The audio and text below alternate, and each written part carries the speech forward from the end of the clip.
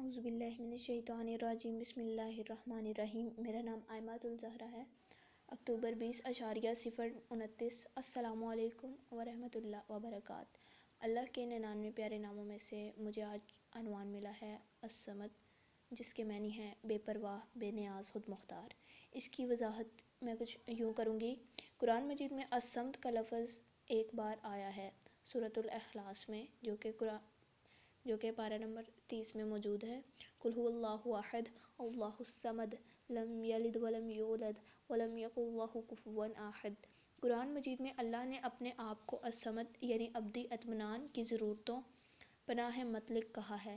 بطور الصمد وہ بدلاؤ والا ہے، کسی بھی حالات سے متاثر نہیں ہوتا۔ الصمد کا یہ بھی معنی ہے کہ وہ کامل ہے۔ الصمد اپنے علم، قدرت، حکمت، اس کی عزت، اس کی خود مختاری اور تمام خصوصیات میں وہ ایسی کیسی خوبیوں سے پاک ہے جو اس کے قابل نہیں ہے۔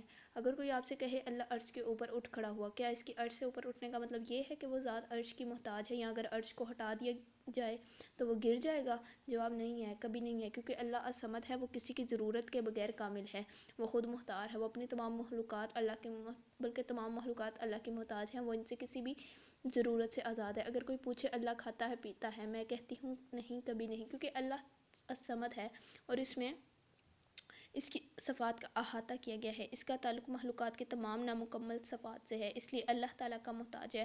اللہ کو جاننے کا اثر الصمد ہے۔ ہمیں ہمیشہ اللہ کی طرف رجوع کرنا چاہیے، وہ اس حالت میں جہاں اسے اپنے خالق کا محتاج ہے اور ہم آزاد مخلوق نہیں ہیں، جبکہ ہمیں اس کی ضرورت ہے، لہٰذا ہمیں پہلے اللہ سے اپنی کمزوریوں کا احساس کرنا چاہیے۔ جزاک اللہ، وآخر الدعوانا ان الحمد للہ رب العالمین۔ اللہ حافظ۔